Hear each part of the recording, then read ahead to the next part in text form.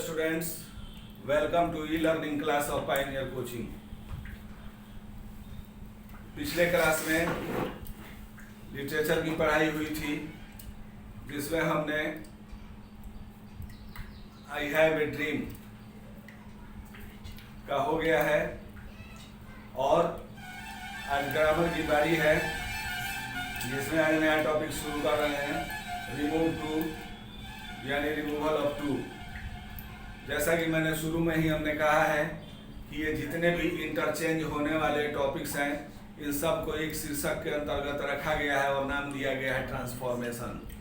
Transformation में क्या होता है, सेंटेंस का रूप बदलता है लेकिन उसका अर्थ नहीं बदलता है। ठीक है, तो उसी तरह जैसे आप वॉइस पढ़े कि एक्टिव से पैसिव में चेंज करते हैं, ऐसे चेंज करते हैं कि सेंटेंस एक्टिव से पैसिव में चला जाता है लेकिन अर्थ वही व्यक्त करता है जो एक्टिव वाला व्यक्त करता है वही पैसिव वाला व्यक्त करता है। ठीक है ना। डायरेक्ट एंड इनडायरेक्ट स्पीच आप पढ़े, उसमें भी वही है कि सेंटेंस डायरेक्ट से इनडायरेक्ट में चला जाता है लेकिन अर्थ वही व्यक्त करता है दोनों वाक्य। ठीक है ना। उसी तरह से ये रिमूवल ऑफ टू है। इसमें क्या होता है कि टू को हम रिमूव करते हैं। रिमूव करना माने हटाना, तो टू को हम रिमूव करते हैं। ऐसे रिमूव किया जाता है कि ये वाक्य से रिमूव भी हो जाए लेकिन उसका अर्थ भी नहीं बदले। ठीक है, तो सवाल उठता है कि ये टू जो है ये क्या है। टू क्या है? एडवर्ब है। एडवर्ब है जिसका अर्थ होता है मोर देन रिक्वायर्ड। ठीक है, इसका अर्थ भी होता है, भा दीर्घ भी। ठीक है, तो टू का अर्थ ये क्या करता है, किसी एडजेक्टिव या एडवर्ब के पहले लगता है और उससे यह बोध होता है कि वह गुण किसी व्यक्ति या वस्तु में इतना अधिक है जितना नहीं होना चाहिए। ठीक है, यानी मोर देन रिक्वायर्ड यानी आवश्यकता से अधिक किसी भी गुण को ये बतलाता है और ये बतलाता है कि उस व्यक्ति या वस्तु में वो गुण जो है वो जरूरत से ज्यादा है, लिमिट से ज्यादा है। तो हमने कहा कि टू एक एडवर्ब है जिसका अर्थ होता है मोर देन रिक्वायर्ड यानी आवश्यकता से अधिक। इसका प्रयोग किसी एडजेक्टिव या एडवर्ब के पहले होता है तथा इससे यह बोध होता है कि वह गुण किसी व्यक्ति या वस्तु में इतना अधिक है जितना नहीं होना चाहिए। ठीक है, इतना अधिक है जितना नहीं होना चाहिए। तो मान लीजिए कि कोई भी गुण अगर है तो जैसे हमारे हैं अंदर या आपके अंदर कोई भी गुण है तो अच्छा गुण जरूरत से ज्यादा होता है? नहीं होता है। खराब गुण ही जरूरत से ज्यादा होता है। अच्छा गुण तो जितना रहेगा उतना ही ठीक है।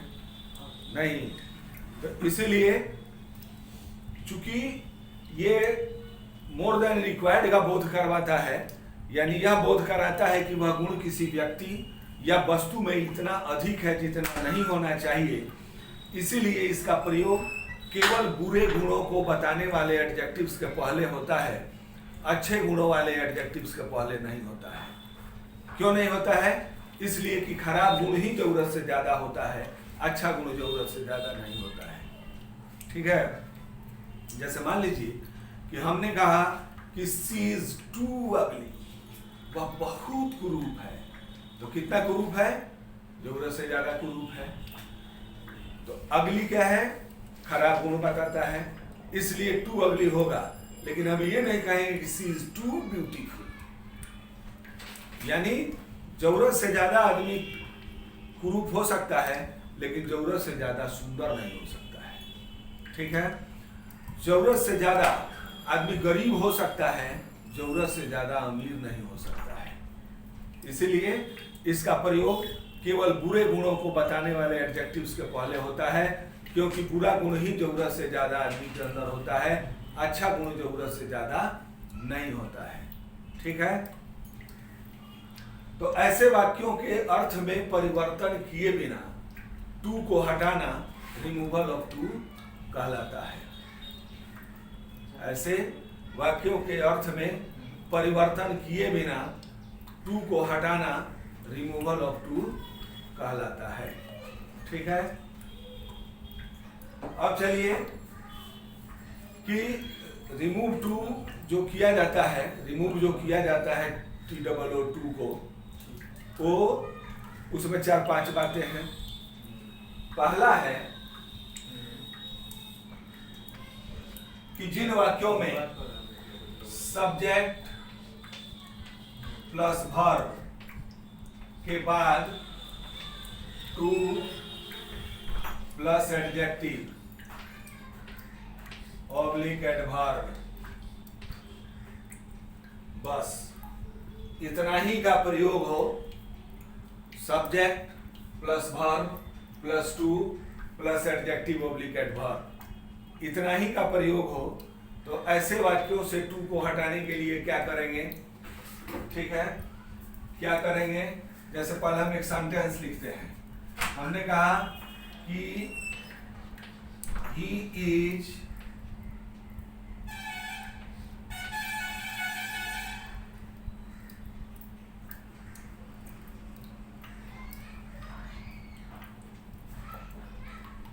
too poor,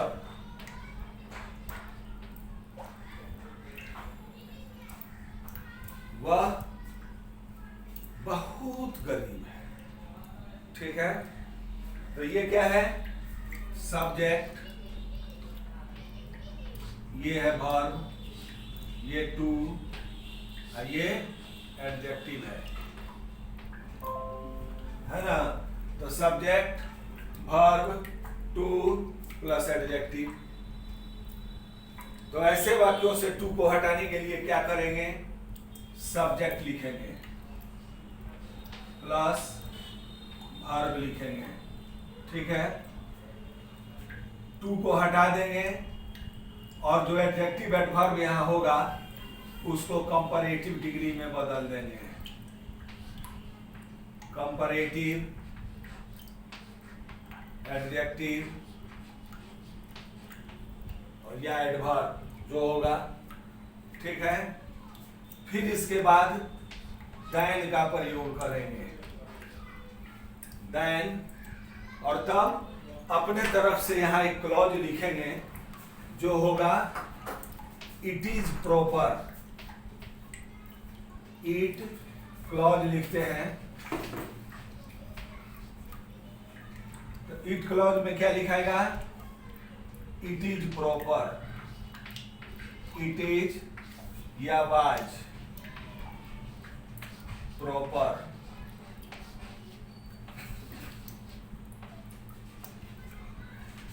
it is proper या it was proper. Is proper कब होगा? जब यहां का वर्ब प्रेजेंट टेंस में होगा, तब यहां भी प्रेजेंट टेंस में होगा। यहां का वर्ब अगर पास्ट टेंस में होगा, तब यहां भी पास्ट टेंस में होगा। ठीक है ना? यानी अगर ये प्रेजेंट है तब यहां इज प्रॉपर, अगर ये पास्ट है तो यहां वाज प्रॉपर। ठीक है, अब चलिए अब इसको तोड़ते हैं। तो हमने कहा कि ही इज टू पुअर, तो पैसिव रिमूव टू का ये स्ट्रक्चर लिख दिए हैं। क्या होगा? तो सब्जेक्ट लिखिए, तो ही, तब क्या है? वर्ब, तो इज, उसके बाद टू को हटा देंगे और एडजेक्टिव एडवर्ब जो होगा उसको कंपैरेटिव डिग्री में बदल देंगे। तब क्या हो जाएगा? पुअर का पुअरर,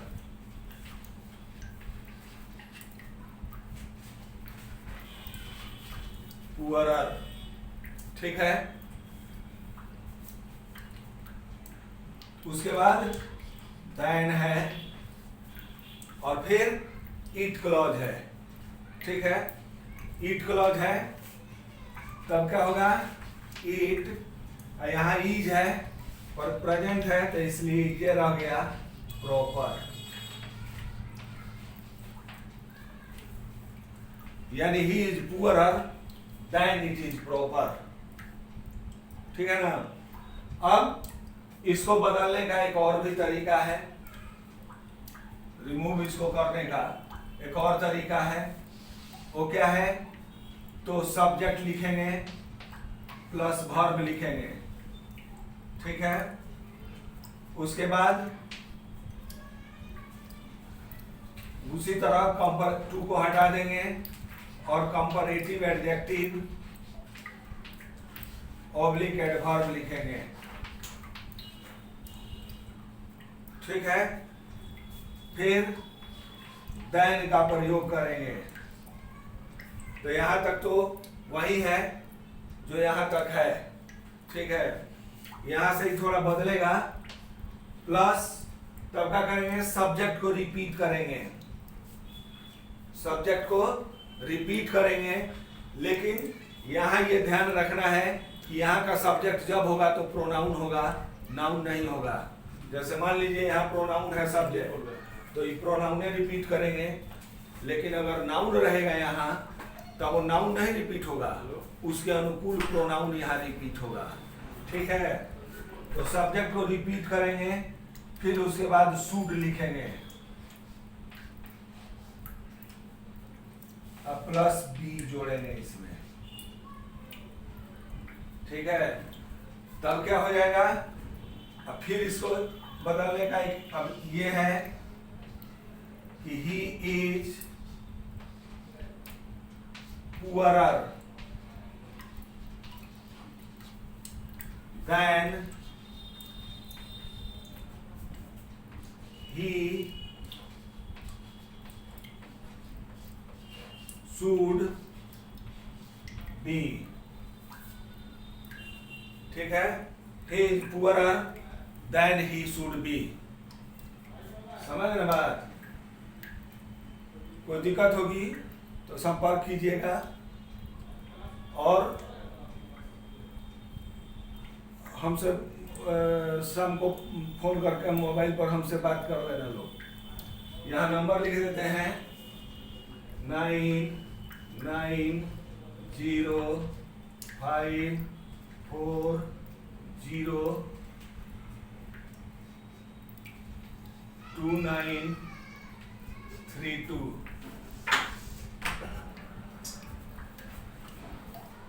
ठीक है, तो देखना लो, तो एक ये हो गया। जैसे फिर एक तो यहां लिखते हैं कि Rahul ran too slowly। Rahul ran too slowly। Rahul क्या है, यहाँ सब्जेक्ट है, ran वर्ब है, टू एडवर्ब है, स्लोली ये भी एडवर्ब है। अब ये दो ठो हमने तरीका बताया इसको रिमूव करने का, तो रिमूव करेंगे तब एक हो जाएगा कि राहुल रैन, टू हट गया, स्लोली है तो स्लोली का कंपैरेटिव डिग्री क्या होगा, मोर स्लोली। ठीक है, यानी यदि शब्द एक ही बार में उच्चारित हो जाएगा तो उसका कंपैरेटिव सुपरलेटिव उसके अंत में ER और EST जोड़कर बनेगा। यदि शब्द एक से ज्यादा बार में उच्चारित होगा तब उसका कंपैरेटिव और सुपरलेटिव ER और EST जोड़ के नहीं, उसके पहले मोर और मोस्ट लगा के बनेगा। तो यहाँ क्या है, जैसे हमने कहा पुअर, तो ये क्या है, एक सिलेबल का शब्द है, यानी एक ही बार में उच्चारित है। लेकिन यहाँ क्या है, स्लोली दो सिलेबल का है, स्लो अली, तो इसलिए इसका कंपैरेटिव डिग्री होगा मोर स्लोली।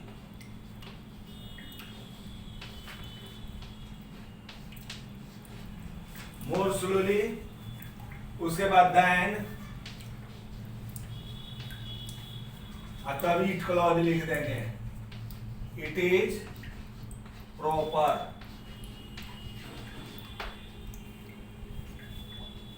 ठीक है, शुड बी से है, तब क्या हो जाएगा कि राहुल रैन मोर स्लोली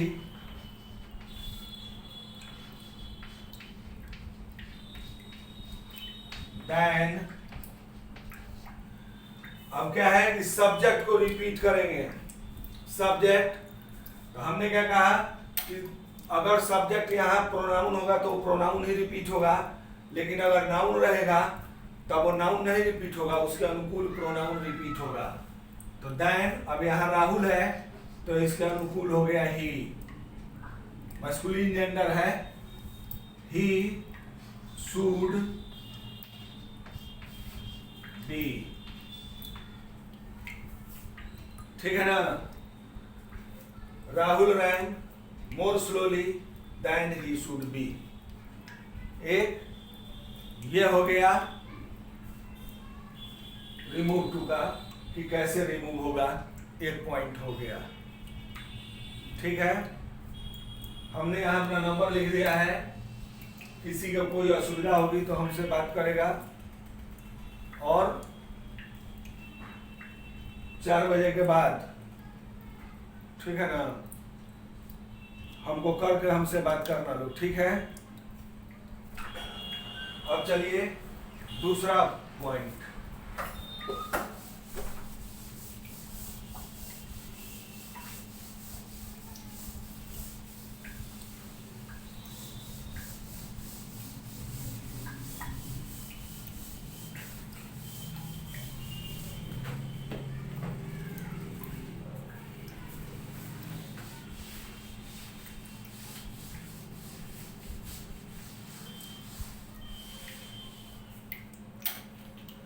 दूसरा है कि जिन वाक्यों में subject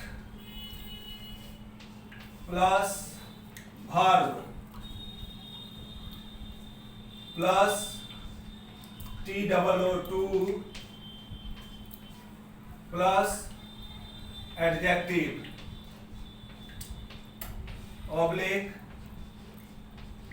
adverb plus 2 plus V1। ठीक है, जिन वाक्यों में सब्जेक्ट प्लस वर्ब के बाद 2 plus adjective oblique adverb plus 2 plus V1 इतना का प्रयोग हो, फिर एक सेंटेंस लिखते हैं, जैसे सी is too weak to walk. She is too weak to walk. क्या मतलब होगा? यानी वह इतनी कमजोर है कि वॉक नहीं कर सकती, यानी चल नहीं सकती। ठीक है, तो क्या मतलब होता है? मोर देन रिक्वायर्ड, हमने शुरू में ही आपसे कहा कि इसका अर्थ होता है मोर देन रिक्वायर्ड, यानी आवश्यकता से अधिक, जरूरत से ज्यादा। तो वह कितनी कमजोर है? यानी जरूरत से ज्यादा कमजोर है, उससे चला फिरा नहीं जा रहा है। ठीक है, तब क्या होगा? तो ऐसे वाक्य, अगर ये स्ट्रक्चर होगा, अगर ऐसा वाक्य होगा, तो ऐसे वाक्यों से टू को रिमूव करने के लिए क्या करेंगे? सब्जेक्ट लिखेंगे प्लस वर्ब प्लस 2 को हटा देंगे और यहाँ सो का प्रयोग करेंगे। ऊपर हमने कहा कि हटा देंगे, साफ हटा देंगे, कुछ नहीं उसके बदले में आएगा, लेकिन यहाँ हम क्या कर रहे हैं कि 2 को हटा देंगे और उसके जगह पर यहाँ सो का प्रयोग करेंगे। ठीक है, फिर एडजेक्टिव एडवर्ब जो होगा उसको लिखेंगे, एडजेक्टिव ऑब्लिक एडवर्ब। ऊपर हमने कहा कि कंपैरेटिव डिग्री में बदल देते हैं, यहाँ बदलने की बात नहीं कर रहे हैं, यहाँ जो है उसी को लिख देंगे। ठीक है, तो सब्जेक्ट वर्ब 2 को हटाकर सो का प्रयोग करेंगे, एडजेक्टिव एडवर्ब जो है उसको लिख देंगे। अब है दूसरा 2, इसको भी हटा देंगे और उसके जगह पर यहाँ दैट का प्रयोग करेंगे। क्या करेंगे? दैट का प्रयोग करेंगे। ठीक है, फिर क्या होगा? सब्जेक्ट को यहां रिपीट करेंगे,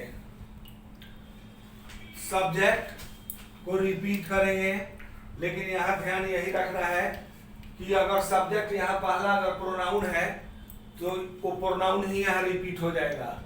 लेकिन अगर पहला सब्जेक्ट नाउन है तो नाउन रिपीट नहीं होगा, उसके अनुकूल प्रोनाउन रिपीट होगा। जैसे मान लीजिए राम है तो ही, सीता है तो सी, ठीक है ना। तो सब्जेक्ट को रिपीट करेंगे। उसके बाद कांट या कूडंट का प्रयोग करेंगे। कांट ऑब्लिक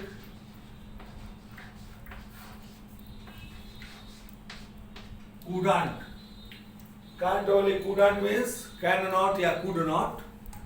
ये प्रेजेंट टेंस हुआ, ये पास्ट टेंस हुआ, ठीक है। प्लस तब क्या करेंगे, अब बच गया ये वर्ब, तो वर्ब जो है उसको लिख देंगे वर्ब एंड अदर वर्ड्स।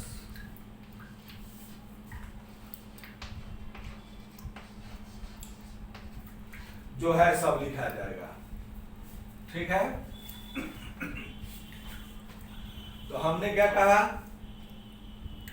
कि जिन वाक्यों में सब्जेक्ट प्लस वर्ब के बाद two plus adjective oblique adverb plus two plus V1 इतना का प्रयोग हो, तो ऐसे वाक्यों से टू को हटाने के लिए क्या करेंगे, सब्जेक्ट लिखेंगे, वर्ब लिखेंगे, टू को हटाकर सो का प्रयोग करेंगे, एडजेक्टिव एडवर्ब जो होगा उसको लिख देंगे, दूसरे टू को भी हटा देंगे, दूसरा टीओ है और उसके जगह पर दैट का प्रयोग करेंगे। फिर क्या करेंगे, सब्जेक्ट को रिपीट करेंगे। लेकिन रिपीट करने में हमने कहा कि यदि पहला सब्जेक्ट अगर प्रोनाउन होगा तो यहाँ वो प्रोनाउन ही लिखाएगा, और यदि नाउन होगा तो नाउन नहीं, उसके अनुकूल यहाँ प्रोनाउन लिखाएगा, ठीक है। और उसके बाद कांट या कूडंट का प्रयोग करेंगे। अगर ये कैसे होगा, यदि पहला वर्ब यहाँ अगर प्रेजेंट टेंस में रहेगा तो यहाँ कांट यूज होगा, और यदि ये पास्ट टेंस में होगा तब कूडंट यूज होगा, समझ गए। और फिर उसके बाद यूज करके उसके बाद वर्ब, ये V1 है तो वर्ब अब प्लस अदर वर्ड्स जो भी होगा सब उसी तरह लिख देंगे। अब चलिए अब इसको फिर बदल कर देखते हैं।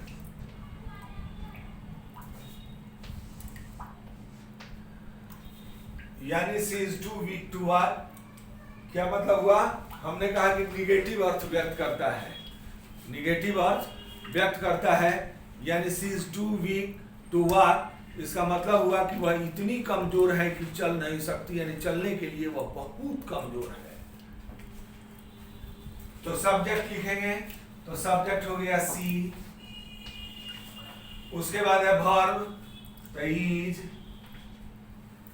टू को हटाकर यहां सो का प्रयोग करेंगे, फिर एडजेक्टिव एडवर्ब जो है उसको लिख देंगे तो वीक, दूसरा टू हटा के दैट का प्रयोग करेंगे, फिर सब्जेक्ट को रिपीट करेंगे, तो यहाँ सब्जेक्ट प्रोनाउन है सी, इसलिए वही लिख दिए सी, ठीक है। तब है कांट या कूडंट, तो यहाँ प्रेजेंट टेंस है इज, इसलिए यहाँ हो गया कांट, अब वर्ब हो गया वाक। अब क्या मतलब हुआ कि C is so weak that C can't walk, यानी सी इज सो वीक, वह इतनी कमजोर है कि सी कांट वॉक, वह नहीं चल सकती। तो जो अर्थ ये वाक्य व्यक्त कर रहा है वही अर्थ ये वाक्य व्यक्त कर रहा है। तो इसमें क्या है कि टू रिमूव हो गया, हट गया, लेकिन वाक्य का अर्थ वही रह गया जो ऊपर वाले वाक्य का है, ठीक है। फिर एक तो देखिए, Rahul ran to slowly to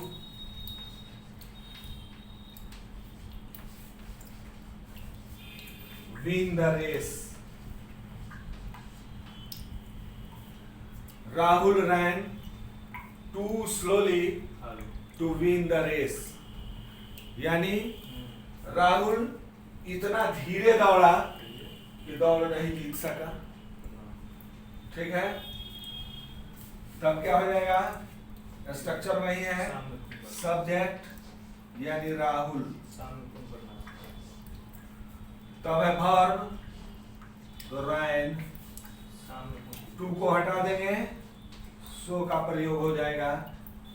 उसके बाद एडजेक्टिव एडवर्ब, तो यहाँ स्लोली एडवर्ब है, स्लोली। दूसरे टू को हटा के यहाँ दैट का प्रयोग हो गया। फिर सब्जेक्ट को रिपीट करेंगे। अब यहाँ क्या है कि सब्जेक्ट यहाँ राहुल नाउन है, तो हमने कहा वो नाउन नहीं, उसके अनुकूल प्रोनाउन यूज होगा यानी कि। उसके बाद क्या है कि कांट या कूडंट का प्रयोग होगा, तो यहाँ रैन पास्ट टेंस है इसलिए कूडंट, कूडंट। और तब क्या है? वीन माने जितना वर्ब है, तो वर्ब प्लस अदर वर्ड्स, तो वो सब लिख देंगे। Win the race. ठीक है, Rahul ran so slowly that he couldn't win the race। समझ गए बात? तो ये दूसरा हो गया। अब चलिए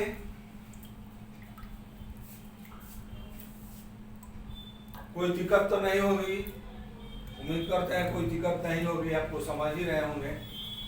फिर भी कोई दिक्कत हो तो हमसे संपर्क करना।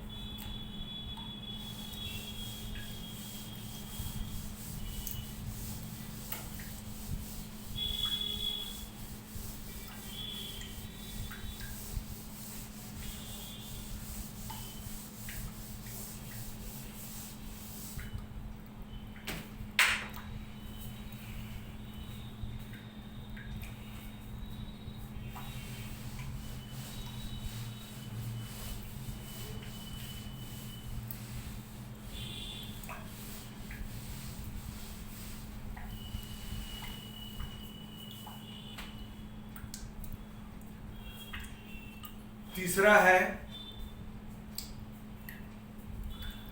कि जिन वाक्यों में subject plus verb plus two plus adjective oblique adverb plus for plus noun oblique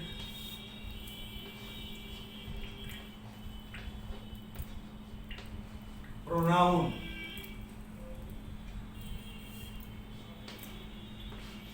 plus two plus V1। ठीक है, इतना का प्रयोग हो यानी इस स्ट्रक्चर पर सेंटेंस हो। सेंटेंस पहले लिख देते हैं, जैसे the box is too heavy for me to lift। The box is too heavy for me to lift। यानी मेरे लिए बॉक्स इतना भारी है टू लिफ्ट कि मैं उसको नहीं उठा सकता। यानी मतलब होगा, यानी मुझे लिफ्ट करने के लिए बॉक्स बहुत भारी है। यानी इसको दूसरे तरह से कहेंगे कि बॉक्स इतना भारी है कि मैं उसे नहीं लिफ्ट कर सकता। तब क्या होगा? है ना, ये सब्जेक्ट है, verb plus two plus adjective adverb plus for plus noun pronoun, तो मी यहां प्रोनाउन है, प्लस टू प्लस V1, उसी पैटर्न पर है ना। तो ऐसे वाक्यों से टू को रिमूव करने के लिए क्या करेंगे, तो सब्जेक्ट लिखेंगे पहले, subject plus verb plus two को हटा देंगे, उसी तरह सो का प्रयोग करेंगे, प्लस जो एडजेक्टिव एडवर्ब है उसको लिख देंगे,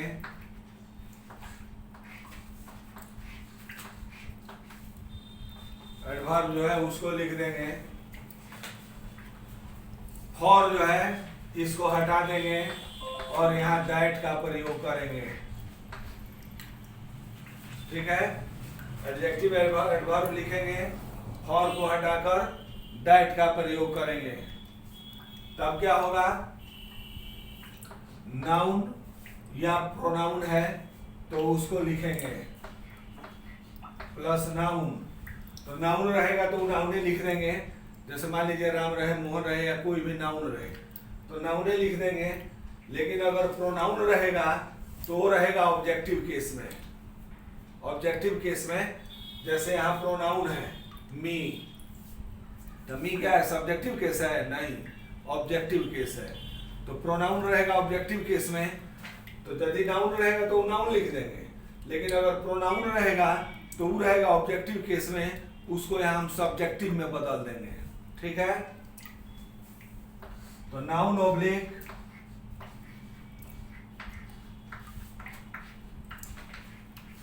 सब्जेक्टिव प्रोनाउन प्लस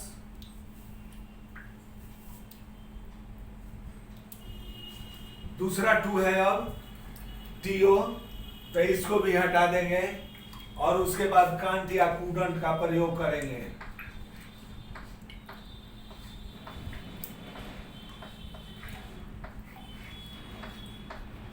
कूडंट का प्रयोग करेंगे, उसी तरह है, यदि यहाँ पहला वर्ब प्रेजेंट टेंस में रहेगा तो यहाँ कांट का यूज होगा, और यदि पास्ट टेंस में रहेगा तो कूडंट का यूज होगा। ठीक है ना, तो कांट या कूडंट का प्रयोग करेंगे, अब plus verb and other words,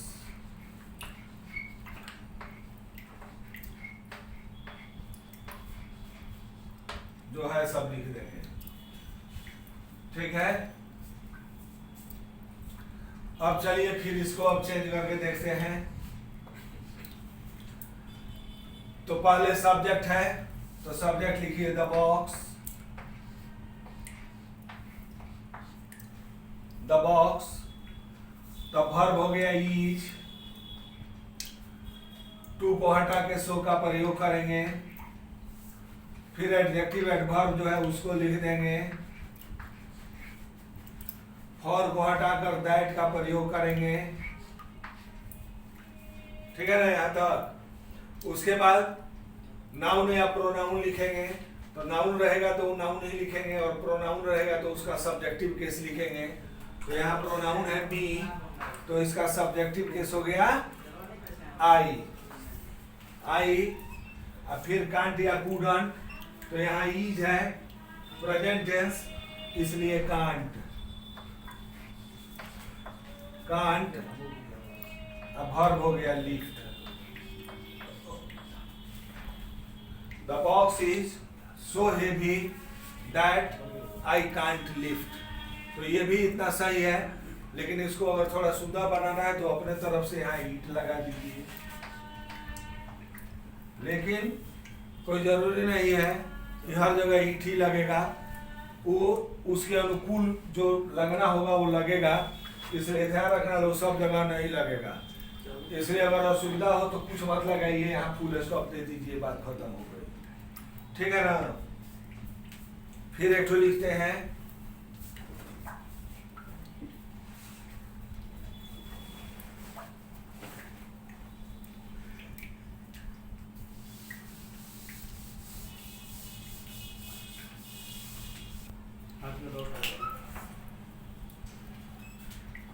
जैसे फिर एक तो लिखते हैं कि the ceiling is too high for Rani to reach. The ceiling is too high for Rani to reach. यानी रानी के लिए सीलिंग इतना ऊंचा है कि वह वहां नहीं पहुंच सकती। ठीक है ना। तब क्या है, द सीलिंग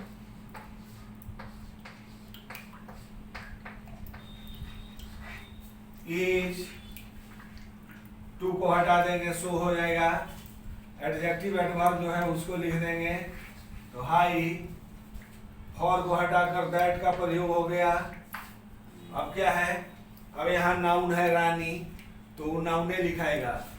ठीक है, फॉर दैट रानी, फिर इज है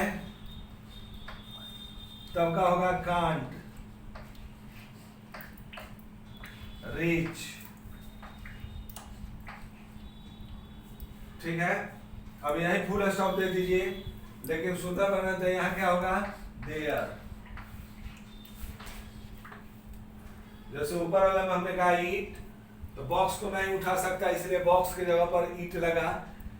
सीलिंग क्या है, छत नीचे से। ठीक है, तो इसलिए वहां इसे नहीं, वहां देयर, वहां नहीं पहुंच सकती रानी, वहां तक नहीं पहुंच सकती, इसलिए यहाँ देयर लगेगा। लेकिन कोई जरूरी नहीं है कि आप यहाँ लगाए ही, आपको असुविधा होगी। अगर गलत लग जाएगा तो पूरा वाक्य गलत हो जाएगा, इसलिए अगर नहीं समझ में आए तो यही फुल स्टॉप दे दीजिए, उसको छोड़ दीजिए, कोई दिक्कत उसमें नहीं है। ठीक है, तो ये 3 ठो पॉइंट हमने आपको बतला दिया यहाँ कि how to is remove from the sentence, to कैसे रिमूव किया जाएगा वाक्य से। ये 3 ठो फॉर्मूला हमने आपको बता दिया। आशा है आप समझ ही गए होंगे, और इससे आगे की चर्चा जो होगी वो अगले क्लास में होगी। ठीक है, ओके देन, थैंक यू।